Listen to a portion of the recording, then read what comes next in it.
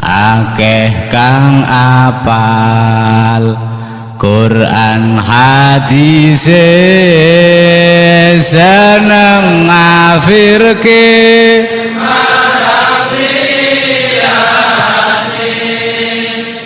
kafire dewe dak digatekke yen Assalamualaikum warahmatullahi wabarakatuh. Hamdan wa syukran lillah wassalatu wassalamu ala rasulillah wa ala alihi wa sahbihi wa mawala. La hawla wa la quwata illa billahil aliyil azim. Rabbi shrah li sadri wa yassir li amri wahlul 'uqdatam min lisani yafqahu qawli. Amma ba'du. Sahabat-sahabat Majelis Ngaji serta kaum muslimin muslimat rahimakumullah dimanapun Anda berada. Semoga kita senantiasa mendapatkan ridho dari Allah Subhanahu wa taala serta syafaat dari Nabi Muhammad sallallahu alaihi wasallam. Kali ini kita akan melanjutkan pembahasan dalam kajian kitab Risalah Ahlussunnah wal Jamaah karya dari Hadratus Syekh Kiai Haji Hasyim Asy'ari, pendiri dari Nahdlatul Ulama. Kemarin kita sudah sampai pada kelompok Rafidhiyun atau Syiah Rafidhah, yang mana Rafidhah itu cinta terhadap Sayyidina Ali serta keturunannya, tetapi membenci pada sahabat-sahabat yang lain, termasuk membenci sahabat Abu Bakar, sahabat Umar, juga membenci terhadap Sayyidah Aisyah radhiyallahu anha, istri Rasulullah. Said Muhammad dalam syarah kamusnya, ini Kamus Muhid, menjelaskan bahwa orang-orang Rafidhah itu ada yang mencapai pada level kufur, ada yang mencapai pada level kafir zindik. Ini juga dikutip oleh Mbah Hasyim dalam kitab Risalah Ahlussunnah wal Jamaah. Qala Sayyidu Muhammadu fi syarhil qamus wa ba'duhum yartaqi ilal kufri wa zandaqah a'adanallahu wal muslimina minha. Semoga Allah menjaga kita serta kaum muslimin dari paham-paham dari Syiah Rafidhah. Amin ya rabbal alamin. Kita lanjutkan pembahasan tentang Ibahyun. Ibahyun itu satu golongan yang memperbolehkan segala sesuatu.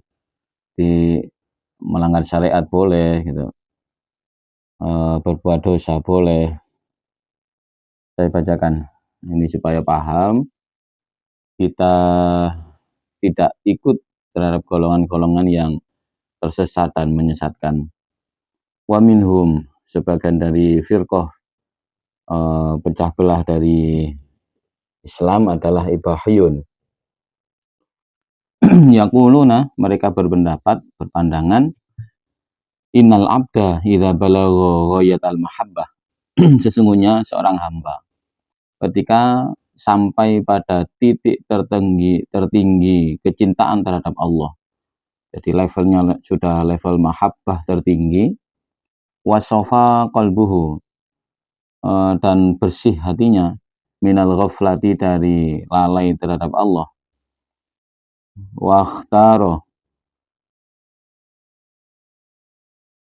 wahtaro dan mereka dan dia telah memilih al-imana, iman, alal kufri, daripada kufur, wal kufroni, wal kufron, yakni kekufuran, memilih iman daripada kufur, kafir. Sakoto anhul amru wan nahyu, maka gugur bagi dia perintah untuk melakukan ibadah seperti sholat, haji, zakat, itu gugur. Wan nahyu, dan juga gugurlah larangan zina, larangan mencuri, larangan khamr, berjudi, dosa-dosa besar itu semua gugur baginya. Ini pendapat dari Ibahyun, dan ini sangat berbahaya. Jadi orang yang mempunyai anggapan setelah dia itu sampai pada titik tertinggi cinta pada Allah, hatinya bersih dari lupa pada Allah, dia memilih iman daripada kekufuran, maka gugur bagi dia perintah-perintah Allah dan juga gugur bagi dia larangan-larangan Allah. Wala yadkhuluhullahu naro birtikabil kabair, dan Allah tidak akan memasukkan dia ke dalam neraka birtikabil kabair dengan melakukan dosa-dosa yang besar. Ini melencengnya jauh sekali.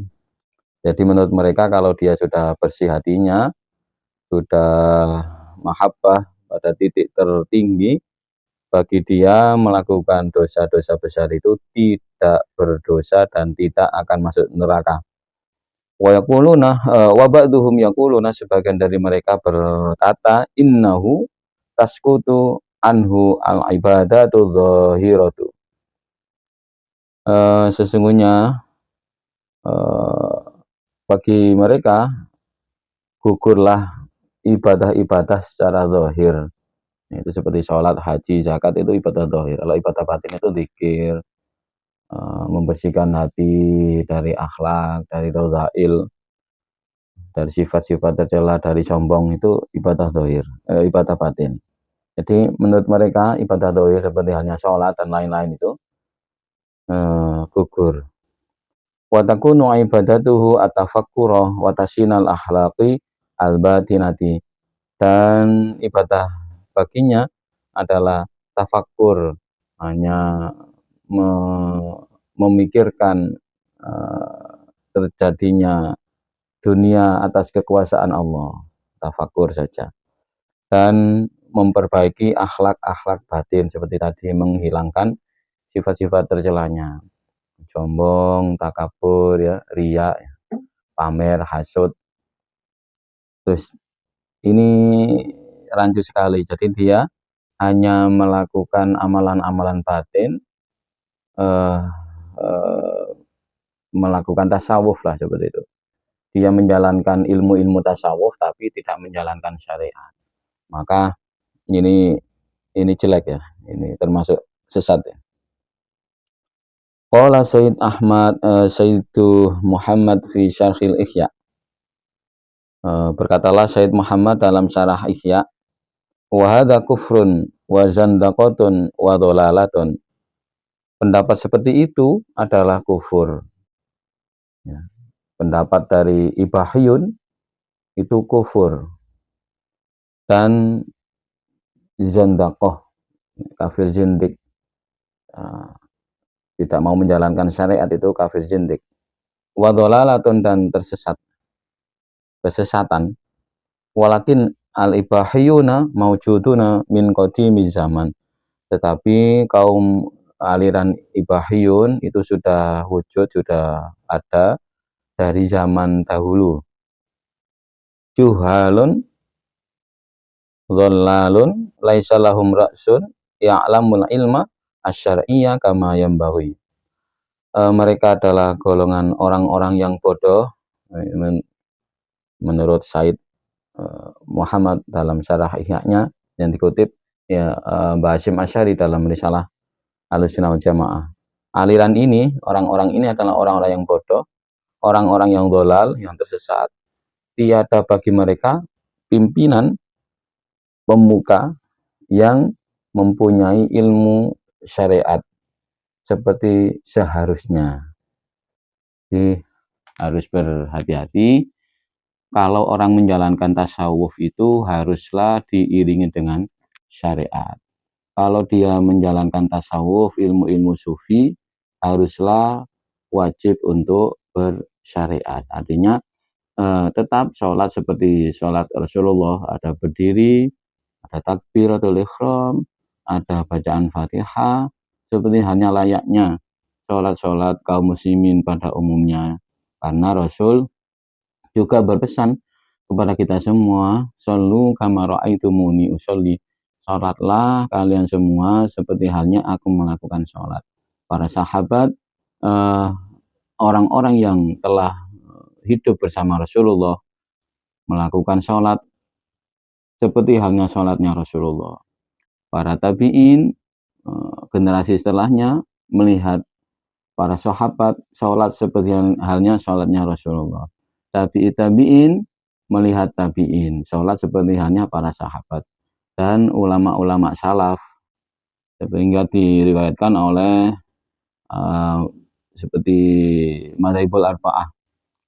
Jadi Imam Hanafi, Imam Maliki, Imam Syafi'i, dan Imam Hambali. Kita ikut kemudian kepada para ulama. Mereka adalah pengikut dari gurunya, gurunya dari gurunya, gurunya dari gurunya, nyambung sampai para ulama salaf sambung sama para tabi'in, sambung sama tabi'in sambung sama para sahabat, dan sahabat sambung sama Rasulullah, sehingga agama itu terjaga dengan sanad keilmuannya. Semoga hal ini bermanfaat.